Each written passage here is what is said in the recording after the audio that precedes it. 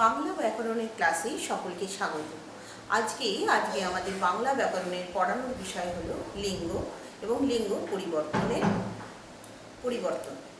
তো আমরা প্রথমে লিঙ্গ কাকে বলে এটা একটু জেনে নিই। লিঙ্গ শব্দের অর্থ হলো লক্ষণ বা চিহ্ন। যে শব্দের দ্বারা কোনো স্ত্রীবাচক শব্দ বা পুরুষবাচক শব্দ বা স্ত্রী পুরুষ উভয়কেই অথবা স্ত্রী পুরুষ এদের না বুঝিয়ে কোনো জড় বস্তুকে বোঝানো হয়, সেই শব্দকে বলা হয় বাংলা ব্যাকরণে লিঙ্গ। এবং এই সংজ্ঞা থেকে বাংলা ব্যাকরণে লিঙ্গের প্রকারভেদ বোঝা যায়। লিঙ্গ হলো মোট 4 রকম। তাহলে এই 4 রকম, সেই 4 রকম হলো, এক হচ্ছে পুংলিঙ্গ,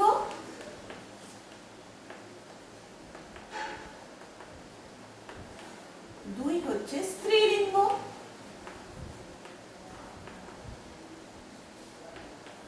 তিন হচ্ছে ক্লীবলিঙ্গ,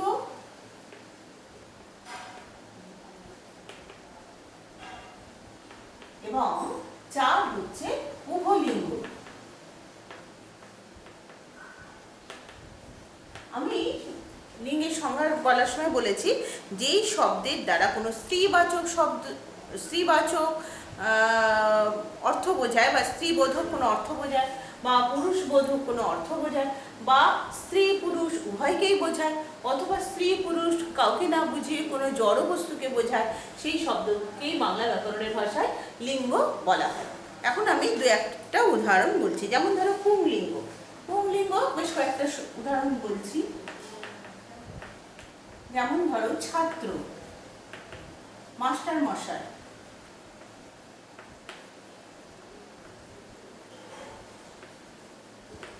ছাত্র, মাস্টার মশাই, জেলে।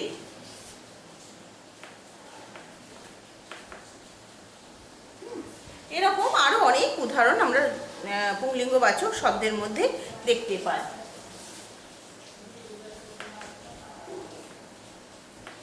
ইত্যাদি ইত্যাদি। এই শব্দগুলি সবই পুংলিঙ্গ। আর স্ত্রীলিঙ্গের উদাহরণ ছাত্রী, দিদিমণি,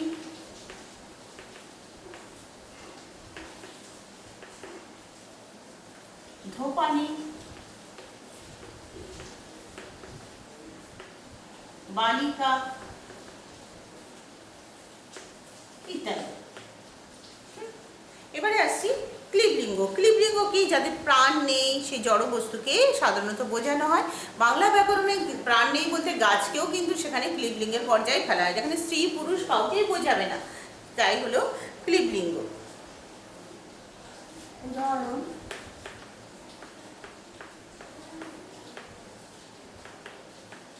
গাছ, ফুল, ফল, বই, খাতা ইত্যাদি। এরপরে আসছি উভলিঙ্গ। উভলিঙ্গ বলতে যে শব্দের মাধ্যমে স্ত্রী এবং পুরুষ উভয়কেই বোঝায় তাই হলো উভলিঙ্গ। উভ মানে হচ্ছে দুজনকেই বোঝায়। তো সেই তারা যেমন ধরো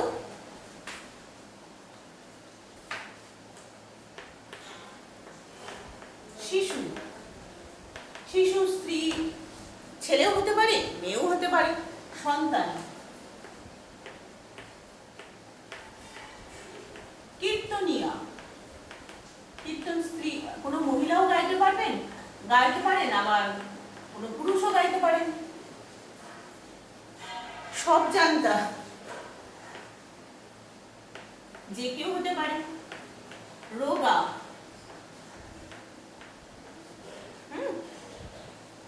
চালাক, শিল্পী ইত্যাদি। তাহলে আমরা লিঙ্গ কি? লিঙ্গ হলে কোনো লক্ষণ বা চিহ্ন যার সাহায্যে কোনো পুরুষবাচক শব্দ বা স্ত্রীবাচক শব্দ বা পুরুষ বা স্ত্রী উভয়কে বোঝায় অথবা পুরুষ বা স্ত্রী কাউকে না বুঝিয়ে কোনো প্রাণহীন জড়বস্তুকে বোঝায়, তাকেই বলা হয় লিঙ্গ। এবং লিঙ্গের প্রকারভেদে আমরা জানলাম লিঙ্গ 4 প্রকার: পুংলিঙ্গ, স্ত্রীলিঙ্গ, ক্লীবলিঙ্গ এবং উভলিঙ্গ। এবার আমরা লিঙ্গ, এই যে বাংলা ব্যাকরণে লিঙ্গের কিছু শর্ত আছে, যে শর্ত অনুযায়ী বাংলা ব্যাকরণে লিঙ্গকে মানে লিঙ্গবাচক শব্দ ধরা হয়। প্রথমত বাংলা ভাষায় বিশেষ্য এবং বিশেষণ পদেরই লিঙ্গ হয়, বিশেষ্য এবং বিশেষণ পদের লিঙ্গ হয়। আর 2 নম্বর হচ্ছে সর্বনাম পদের কোনো লিঙ্গ হয় না।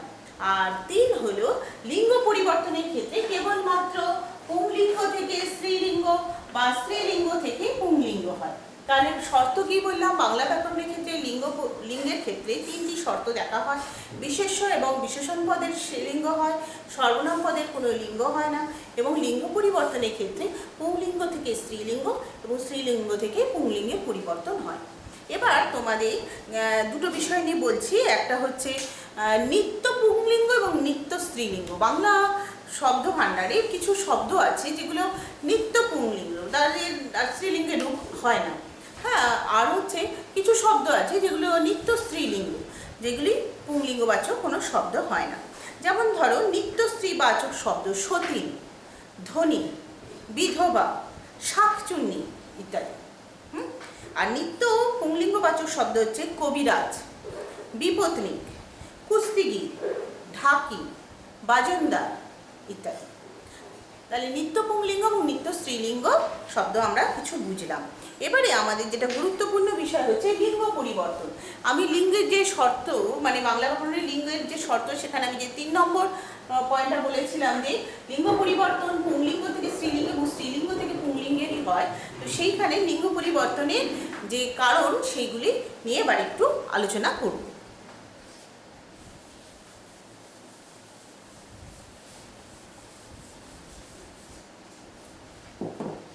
লিঙ্গ পরিবর্তন।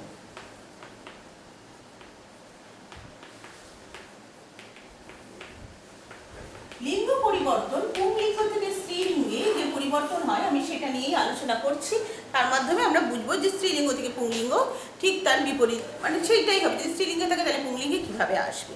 প্রথমত লিঙ্গ পরিবর্তনের ক্ষেত্রে কিছু প্রত্যয় যোগ করে পুংলিঙ্গবাচকের সঙ্গে কিছু প্রত্যয় যোগ করে স্ত্রীলিঙ্গবাচক শব্দ করা হয়। তারপরে হচ্ছে অনেক সময় পুংলিঙ্গবাচকের শব্দের শেষে থাকে অক, অককে ইকাতে পরিণত করে স্ত্রীলিঙ্গবাচক শব্দ করা হয়। বা পুংলিঙ্গ শব্দের শেষে বান বা মান, এইরকম পুংলিঙ্গবাচক শব্দের শেষে বান বা মান থাকলে তাকে বতি বা মতিতে পরিণত করে স্ত্রীলিঙ্গবাচক শব্দ করা হয়। এছাড়া রয়েছে কোনো আলাদাভাবে মানে সম্পূর্ণ অন্য শব্দ প্রয়োগ করে লিঙ্গ পরিবর্তন করা যায়। অন্য শব্দ প্রয়োগ করে লিঙ্গ পরিবর্তন করা যায়। অথবা কোনো উভলিঙ্গবাচক কোনো শব্দের আগে কোনো স্ত্রীবাচক শব্দ প্রয়োগ করেও লিঙ্গ পরিবর্তন করা হয়, তখন অন্য শব্দটি পুংলিঙ্গবাচক শব্দ হিসাবে প্রতীয়িত হবে। এবার আমি কিছু প্রত্যয় যোগে যে এই শব্দ গঠন হয় সেগুলো বলছি। প্রথমে হচ্ছে প্রত্যয় যোগে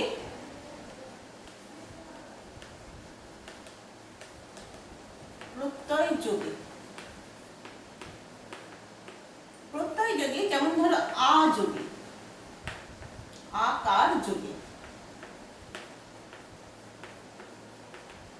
কিরকম, ধরো আছে সদস্য, সদস্য একে যদি স্ত্রীলিঙ্গবাচক শব্দে পরিণত করতে যায় তাহলে আমরা একটা আকার যোগ করে দেবো, সদস্যা। হ্যাঁ, প্রথম এর সঙ্গে একটি আকার যোগ করে দিলে এটি স্ত্রীলিঙ্গবাচক শব্দে পরিণত হবে, প্রথমা। নবীন এর সঙ্গেও একটি আকার যোগ করে দিলে নবীনা স্ত্রীলিঙ্গবাচক শব্দে পরিণত হল। এরপরে আসছে আকার যোগে পরিবর্তন হয়ে গেছে,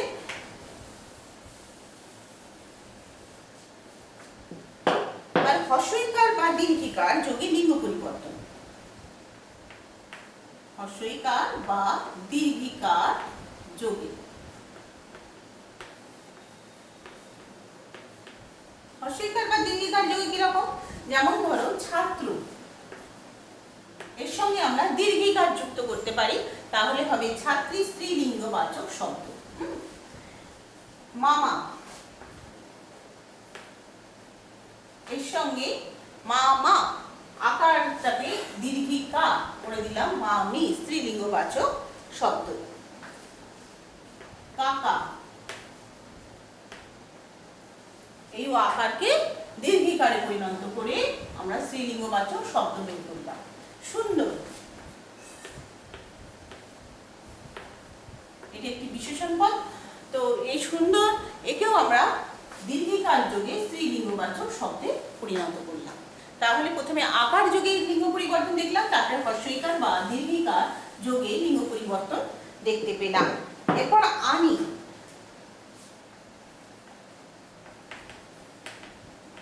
বা আনি দন্তে নয় দীর্ঘি, বা নি, বা দন্তে নয় দীর্ঘি, হ্যাঁ নি যোগে কিভাবে পুংলিঙ্গবাচক শব্দকে স্ত্রীলিঙ্গে পরিণত করা যায় সেটা একটু দেখি।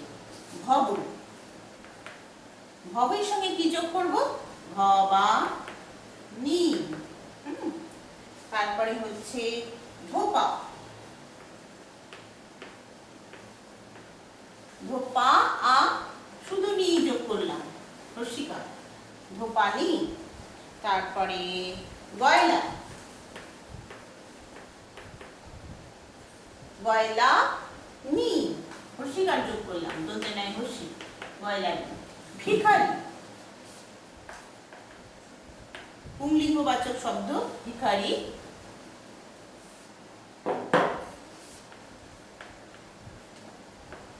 ভিখারি নি, দন্তে নাই হর্ষি যোগ করলাম, স্ত্রীলিঙ্গবাচক শব্দে পরিণত হলো। এরপরে আসছি ইনি যোগ করে।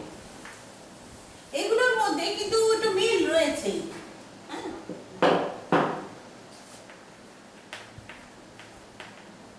ইনি, ইনি যোগে হয়, যেমন বাঘ, বাঘকে স্ত্রীলিঙ্গবাচক শব্দে পরিণত করলে কি করব? বাঘি নি। সাপ, সাপি নি, স্ত্রীলিঙ্গবাচক শব্দে পরিণত হলো। এরপরে আসছি অক। ধরো কোনো পুংলিঙ্গবাচক শব্দের শেষের অংশে অক প্রত্যয় যুক্ত আছে, যেমন ধরো অধ্যাপক, শিক্ষক, গায়ক, নায়ক। এই অককে ইকাতে পরিণত করি যদি, অধ্যাপিকা, শিক্ষিকা, গায়িকা, নায়িকা, তাহলে এগুলি স্ত্রীলিঙ্গে পরিবর্তন ঘটে। আমরা সেই কয়েকটা উদাহরণ একটু বলি। অধ্যাপক,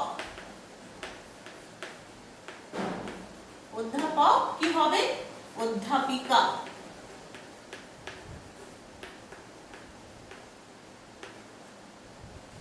নায়ক কি হবে? নায়িকা।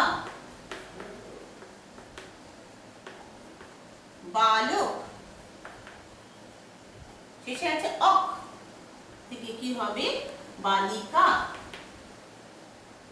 এইভাবে লিঙ্গ পরিবর্তন করতে পারি। এরপরে আসছি আরেকটি নিয়মে, লিঙ্গ পরিবর্তনের নিয়মে। অনেক সময় পুংলিঙ্গবাচক শব্দের শেষে বান বা মান থাকে। এই বানকে আমরা বতি করে দিতে পারি, মানকে মতি করে দিতে পারি। তাহলে বান বা মান পুংলিঙ্গবাচক শব্দ থেকে লিঙ্গ পরিবর্তনে স্ত্রীলিঙ্গবাচক শব্দে পরিণত হয়। যেমন ধরো শ্রীমান, শ্রীমান লিঙ্গ পরিবর্তনে কি হবে? শ্রীমতী। ধনবান লিঙ্গ পরিবর্তনে হবে ধনবতী।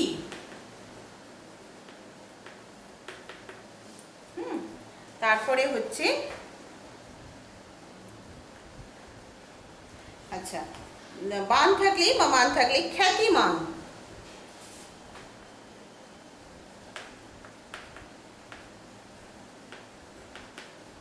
খ্যাতিমতী, খ্যাতিমান, খ্যাতিমতী। গুণবান, গুণবতী। এইভাবে বান বা মানকে বতী বা মতি যোগ করে স্ত্রীলিঙ্গবাচক শব্দে পরিণত করা যায়। এরপরে আসছি সম্পূর্ণ অন্য শব্দের দ্বারাও লিঙ্গ পরিবর্তন করা যায়। সম্পূর্ণ অন্য শব্দের দ্বারা, যেমন ধরো ছেলে, তার লিঙ্গ পরিবর্তন করলে কি হবে? মেয়ে। সম্পূর্ণ অন্য শব্দের দ্বারা। তাহলে আমরা দ্বিতীয় ভাগের মধ্যে এর আগেরগুলো সবই প্রত্যয় যোগে ছিল। এবার অন্য শব্দের দ্বারা লিখি সম্পূর্ণ অন্য শব্দ প্রয়োগে।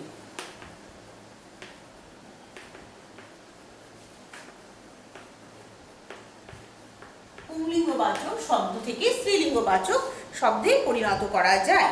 যেমন ধরো ছেলে, কি হবে স্ত্রীলিঙ্গবাচক শব্দ? মেয়ে। কর্তা, গিন্নি। এই যে কর্তা শব্দটি যদি সংস্কৃত লিঙ্গ পরিবর্তনের ক্ষেত্রে দেখা যায়, সংস্কৃত লিঙ্গ পরিবর্তন ও বাংলা লিঙ্গ পরিবর্তনের মধ্যে একটু তফাৎ আছে। একটু মানে বাংলার হচ্ছে সৌন্দর্য দেখে অনেকটা উদার মনোভাবাপন্ন, আর সংস্কৃতের ক্ষেত্রে কিন্তু রূপ বা আকারে তা দেখা হয়। সেখানে কর্তার ক্ষেত্রে স্ত্রীলিঙ্গবাচক শব্দ হবে কর্ত্রী। হ্যাঁ, কর্ত্রী, কর্ত্রী। আর বাংলার ক্ষেত্রে কর্তার ক্ষেত্রে স্ত্রীলিঙ্গবাচক শব্দ হবে গিন্নি। আচ্ছা, এটা হলো। এছাড়া আরো দেখি ভূত হলে কি হবে? পেতনি। বাবা, মা।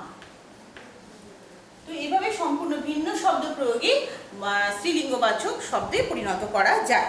এবারে আসছি উভয়লিঙ্গ কিছু শব্দ থাকে বা অনেক সময় যৌগিক শব্দ থাকে যার আগে স্ত্রীবাচক শব্দ প্রয়োগ করে লিঙ্গ পরিবর্তন করা হয়।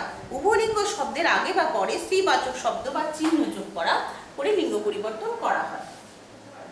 3 নম্বর, উভয়লিঙ্গ শব্দের আগে বা পরে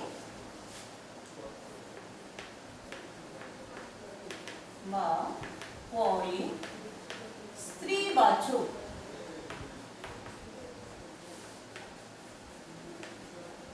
শব্দ প্রয়োগে কিভাবে হয়? যেমন ধরো কবি, এর আগে যোগ করলাম মহিলা কবি।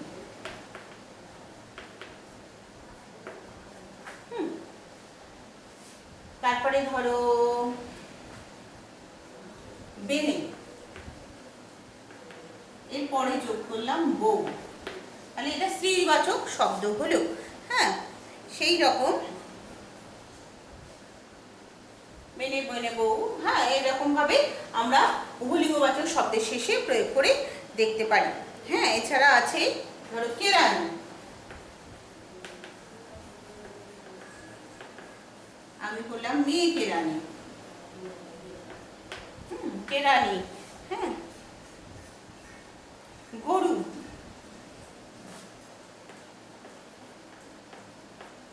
গাই গরু।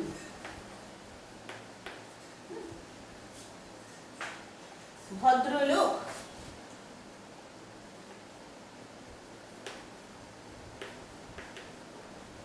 ভদ্রলোক পুংলিঙ্গ শব্দ। আমরা এখানে কি করব? ভদ্র মহিলা, এটা হচ্ছে যৌগিক শব্দ। হ্যাঁ, তো এখানে এই লোকের পরিবর্তে আমরা কি করব? ভদ্র মহিলা, মহিলা যোগ করলাম। ভদ্র মহিলা। এইভাবে লিঙ্গ পরিবর্তন করা হয়ে থাকে। বামুন, পুংলিঙ্গবাচক শব্দ বা উভয়লিঙ্গ বলা যায়। পুংলিঙ্গবাচক শব্দ বলে মানে ভালো, এর সঙ্গে মা যোগ করে দিলাম, বামুন মা স্ত্রীলিঙ্গবাচক শব্দ পরিণত হলো। তাহলে আমরা আজকে এছাড়া আরো কিছু শব্দ করা যায়। যেমন ধরো বিড়াল, উভয়লিঙ্গ শব্দ। এ যদি পুংলিঙ্গবাচক হয় তখন আমরা বলবো হুলো বিড়াল, আর যদি স্ত্রীলিঙ্গবাচক শব্দ হয় তাহলে আমরা বলবো মিনি বিড়াল।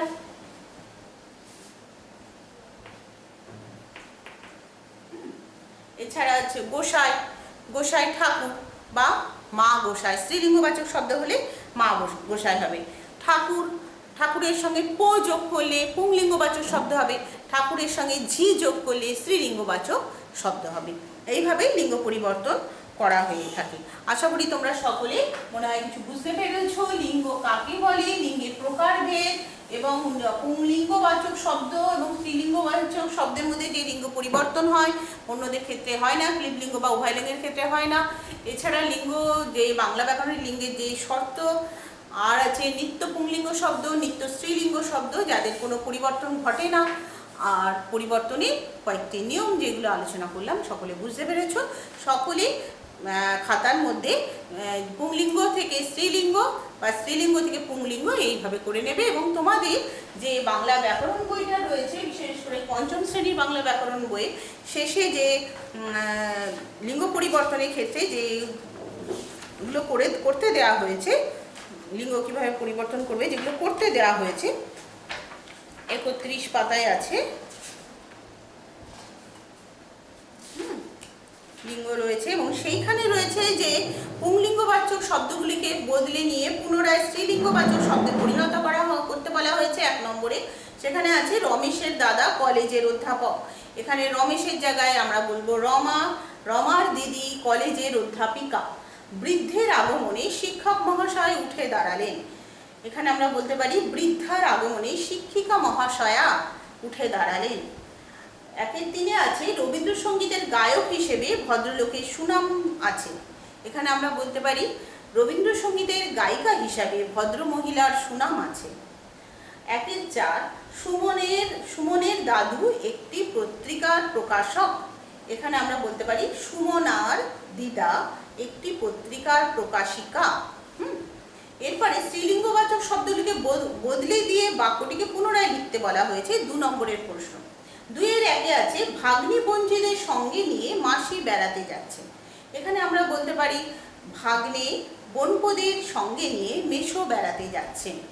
এই যে মাসি বা মেশো এই যে শব্দগুলি, এগুলি কিন্তু বিবাহের পরে এই পুংলিঙ্গ থেকে স্ত্রীলিঙ্গবাচক শব্দ হয়, যেমন মেয়ে, জামাই, মাসি, মেশো এই শব্দগুলি।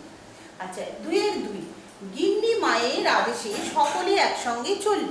এখানে কর্তা মশাইয়ের আদেশে সকলে একসঙ্গে চলল। পাঠিকাদের সমাগমে লেখিকা একে একে সব প্রশ্নের উত্তর দিলেন। এখানে পাঠকদের সমাগমে লেখক একে একে সব প্রশ্নের উত্তর দিলেন। এরপরে 3 নম্বরে হচ্ছে লিঙ্গ পরিবর্তন করো, পুংলিঙ্গ থেকে স্ত্রীলিঙ্গে পরিণত করতে বলা হয়েছে। সেখানে আছে গুরু, গুরুপত্নী, তরুণ, তরুণী, কবি, মহিলা কবি, সাহেব, মেম, বিদ্বান, বিদুষী, অন্যতম, অন্যতমা, অনন্য, অনন্যা, পুত্র, কন্যা, জেঠু, জেঠি, সন্ন্যাসী, সন্ন্যাসী। স্ত্রীলিঙ্গ থেকে পুংলিঙ্গবাচক শব্দে যে পরিণত করা, এবং সবশেষে যেটা রয়েছে একটু ভুল হয়েছে লেখা, ওখানে লেখা উচিত ছিল মেয়ে বাদর, সেটা লেখা হয়নি। তো যাই হোক আমরা এটা করে দিচ্ছি। মেয়ে, ছেলে, ঠাকুমা, ঠাকুরদা, মহারানী, মহারাজা, জ্যেষ্ঠা, জ্যেষ্ঠ, কনিষ্ঠা, কনিষ্ঠ, নায়িকা, নায়ক, পূজনীয়া, পূজনীয়, বাঘিনী, বাঘ, সুস্মিতা, সুস্মিত। আর মেয়ে বাদুরের জায়গায় হবে ছেলে বাদুর। আচ্ছা, এই হলো আমাদের হাতে কলমে অংশ লিঙ্গ ক্ষেত্রে, লিঙ্গ অধ্যায়ের ক্ষেত্রে।